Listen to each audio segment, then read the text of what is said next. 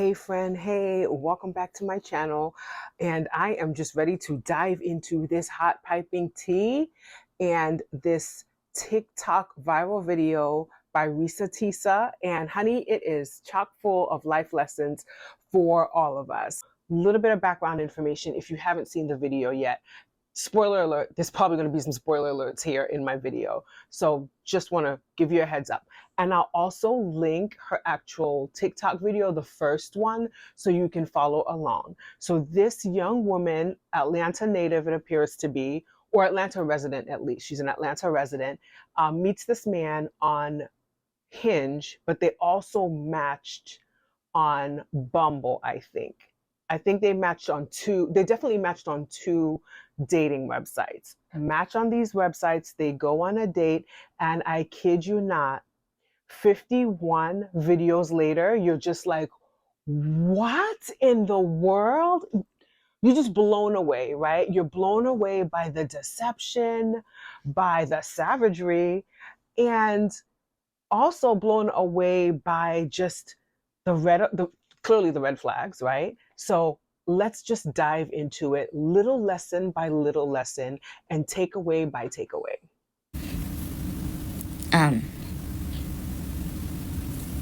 It was traumatic, but I feel like, God, it feels good to finally admit what the fuck I went through. And again, by the time this is uploaded, I'm only to January of 2021, right after getting married. So when I think back on it, there's things that I'm very, very grateful for. There are things that I'm just like, why did you not pay attention? Why did you not question? And the sad part is, I can't even begin to tell you, I don't remember the woman I was before I met that man. I don't remember. Because going through something like that, it changes you. And I've seen some women in the comments who were like, I was married to a habitual liar. I was married to a pathological liar. My baby daddy's a pathological liar. And my heart goes out to them, because until you have dealt with someone so depraved, you really don't quite know how bad it can get. So I'm fully aware that this was a risk, putting this out on social media, telling my story, my truth, and really kind of being like, look, this is what I went through. I made dumb decisions. I overlooked things I should not have overlooked. I argued away things I should not have argued away. I can pinpoint exactly the moment I should have left. I still feel like God is sitting on the throne, and he's like, I never planned for your monkey ass to marry him. I never even planned for you to go out and date with him. That's why I blew your tire. But you hard-headed, and you went anyway. And then I tried to go ahead and show you signs. You ignored them. Like, I feel like God did everything to help me. So the first thing that I noticed, like right off the bat, I was like, first of all, sis is a brilliant storyteller. Memory is unmatched, okay? Unmatched. And immediately right after that, I was just like, this is why vulnerability breeds connection, because she is bearing her soul, she is telling her story, and immediately we are reeled in and connected. We are rooting for sis. We are giving her the online remote, rub and pat on the back, like, girl, it's gonna be okay. Like, we are so invested. We're watching the video one after the other after the other. And like I said, it's 52 parts, but we are so invested in her story. And why are we invested? We're invested because she's being vulnerable. And in her vulnerability, she's being very real and raw.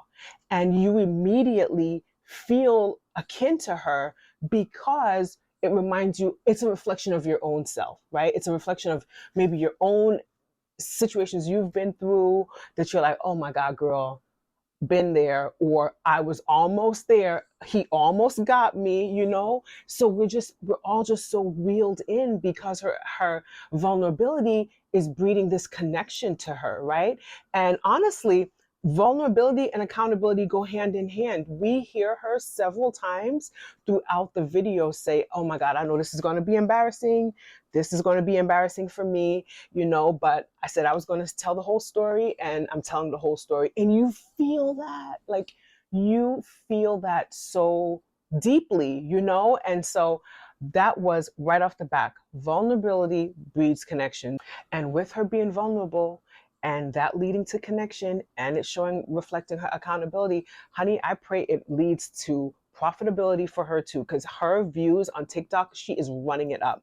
So get all the coins, sis. Collect all the coins and finally get that BMW X5 that you want. Collect all the coins from this story. And it's a lesson. It's a lesson that, you know, your vulnerability and the story that you have and that you want to share, it could breed connection for you. And you sharing that and having the courage to share it. And honey, it can breed coins for you too, clearly. Yet. Second thing I want to clarify. I cannot stress this enough. My family and my friends did not know what was going on between Legion and I. They did not know. My family only knew we've met this guy. He's dating our daughter, our niece, our cousin, our granddaughter. He seems to be a really nice guy. He seems to really love her. From what he has told us, he's done well for himself. He played football, and he has worked at this company 6-7 years. And financially, he is in a good place. From what we understand, he just moved here from California. That is what they knew.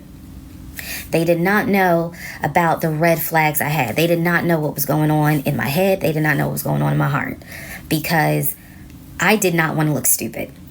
I'm fully aware that when I tell this story, I look stupid. I'm aware, and I've made my peace with that. But at the time, I did not want to look stupid. So The next thing, keep your tribe close. I'm like saying it, like clapping my hands. Keep your tribe close. You don't even have to have a tribe that's like lots and lots of people. You don't even need that. All you need is 1 or 2 people that can afford you a safe space to just be, no judgment, but accountability, and someone that could connect you and always redirect you back to yourself. Listen, that's all you need. And you know, she says it in like several of her videos that she just didn't like tell anybody anything, which is also like a big flag. Like, you just met this person, you could talk to your friends about like what's really great about him and what's kind of like that's perfectly fine, you know. But like, if you're hiding things about a person early on, it's a flag. It's a flag, especially if you're hiding them from people who are very close to you. Like she said, you know, she never told her mom anything. She never told her aunt. She never told her friends. And she didn't do that out of her own shame or fear of shame, or fear of being or feeling embarrassed, you know? And isn't that just like the enemy to make you feel like, oh, I can't share this because people are going to think I'm stupid, or I can't share this because people are going to judge me, only to get you to be completely isolated and stuck in your own crap that you want to try to get out of, but you don't have that trustworthy hand of that tribe member to kind of reach out and be like, sis, let's go. Let's go. Let's go. Get yourself together. You got this, right? And it just broke my heart as I was watching the video, because I was just like, wow, like she's just holding this all in, and it's almost keeping her captive. So that was the next takeaway right off the jump, which was keep your tribe close. And the other thing that was glaring, like right from the start of watching video 1, is this concept of betraying yourself and dismissing your intuition and just trusting yourself fully. You know, whether you call it intuition, the spirit, your gut. I'm Jamaican and we say follow your mind, like trusting that, right?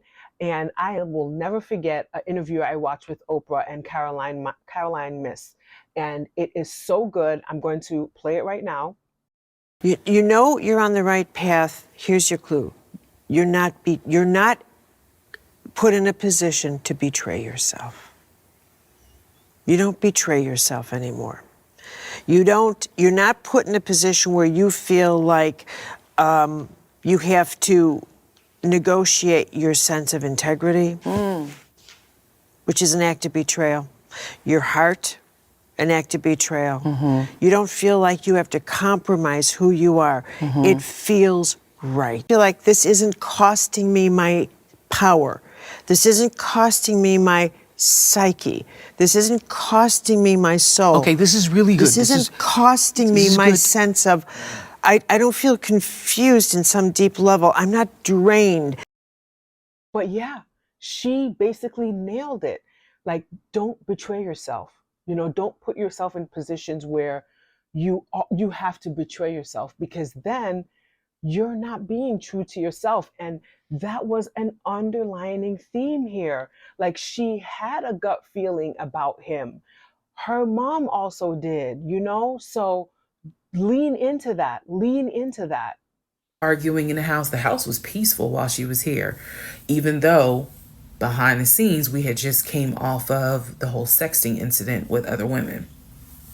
So for her, it was like, I don't know what it is. She did tell me later on that it seemed as if I wasn't as happy as she thought I would have been. But again, she took it to the Lord in prayer.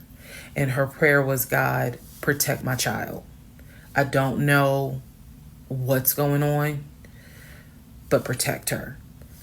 Dealing with a liar is one thing, but lying to yourself, that's a whole nother thing. That's a whole nother thing. And as I got through the videos, I was just like, sis, you lying to yourself. Like, you're lying to yourself as well.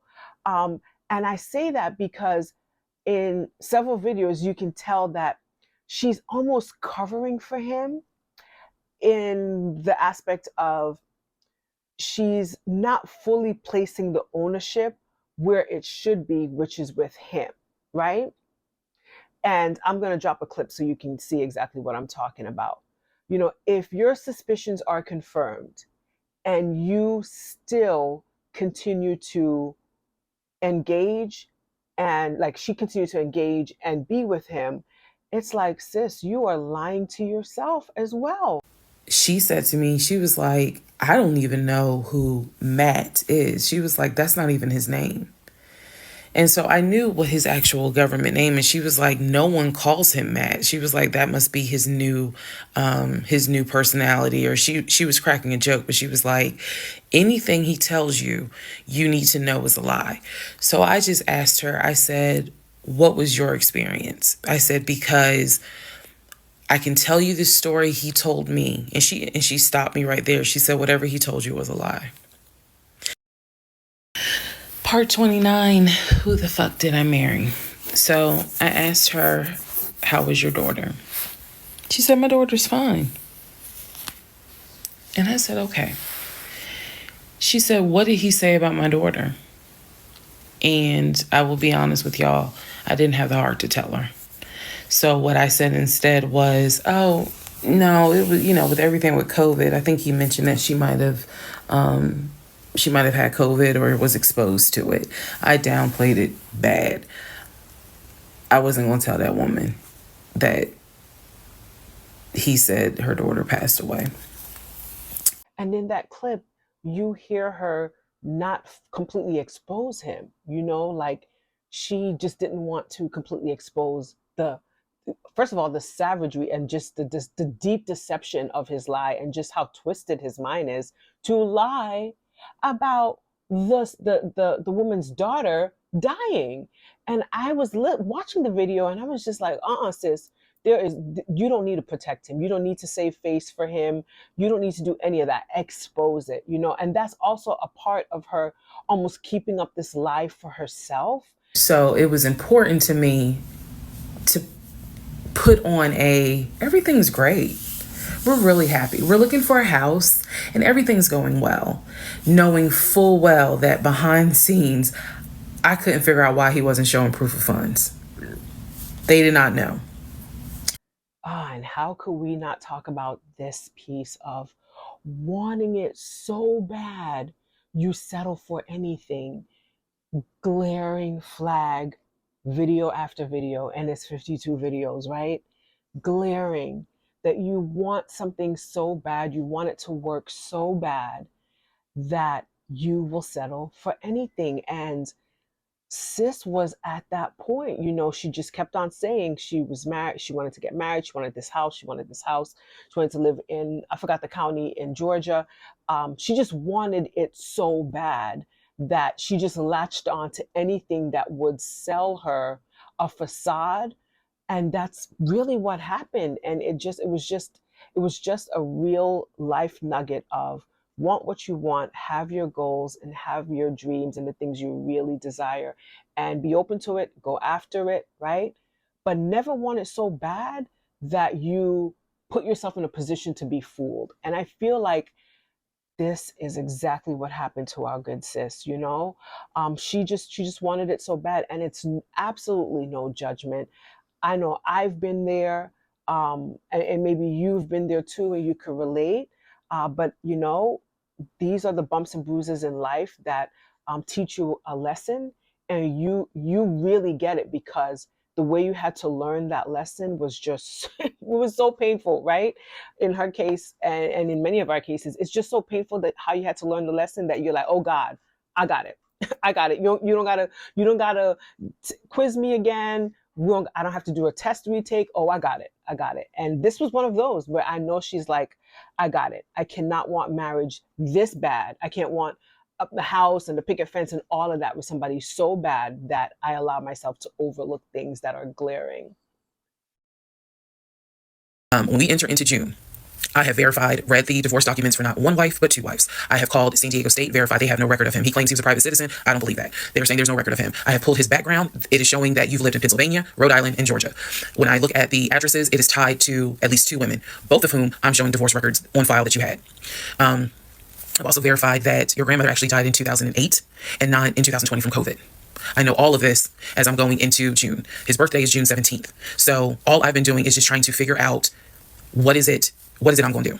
I spoke to the pastor and his wife. I believe it was actually the pastor I spoke to, because I knew the pastor previously, before he did our marriage counseling. And I told him what I found. Mind blown. Mind blown. Had no idea. He knew something was up. He knew that Legion was not really trying to make this marriage work. He had no idea all this was going on. So he asked me, are you wanting to stay, or do you want to end the marriage? I said, oh, absolutely, I'm ending it. Oh, hell yeah, I'm ending it. I have to. I have to end it. I have no idea who that man is in my guest bedroom. Not to mention, on top of all of this, he had lied about the death of the ex-wife's daughter. Part 32. Next thing, do your research and then dig some more. It's just the way it is now. It is just the way it is now, especially with more online dating, and it's just the way it is. You don't be afraid to ask the questions. If somebody is that interested in you and sees something in you that they really want to see if it meshes and if it could be a thing, and you guys can connect and build a relationship from that. If you feel all of that, you can answer tough questions, right? You can be very honest and transparent about where you are, who you are, where you are financially, you know, what's kind of happened in your past. You could be transparent about those things. So, like, never be afraid to ask the questions. And even after you ask the questions, verify, run that background check, run that background check, right?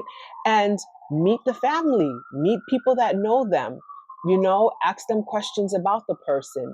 Really, really take your time, because if you want to be with somebody and you're considering somebody for like some type of life partnership, like marriage or something like that, you really want to make sure, because this is like, in my opinion, the most important decision you can make in your life. So if you want to do that, like, you really have to take your time. And trust me, I totally get it, because I had to learn the hard way where that was concerned. But take your time and ask your questions. Ask your questions. Do your digging. You know, and anybody that is, you know, really, truly, truly invested in the relationship and building it with you will not have any issues bringing you that sense of security by being transparent, by being honest, and being clear and okay with verification. They won't have any issues with that. Pace yourself. Listen, I'm 42. I don't care your age. I don't care your stage. Pace yourself. Nothing has to be a rush. Like, she met this guy in March, and wasn't it by April I think he had moved in? It wasn't even 2 months. I recall it wasn't even 2 months. He had moved in due to the whole COVID thing and the shutdown. I don't care. I just met you. You're not moving into my place. I don't care, COVID or not, right? And I remember 2020. I think we all do. It was an interesting time, and it was a nerve wracking time. But pace yourself. Don't allow external things, external environments around you and people outside of yourself to make you accelerate your pace.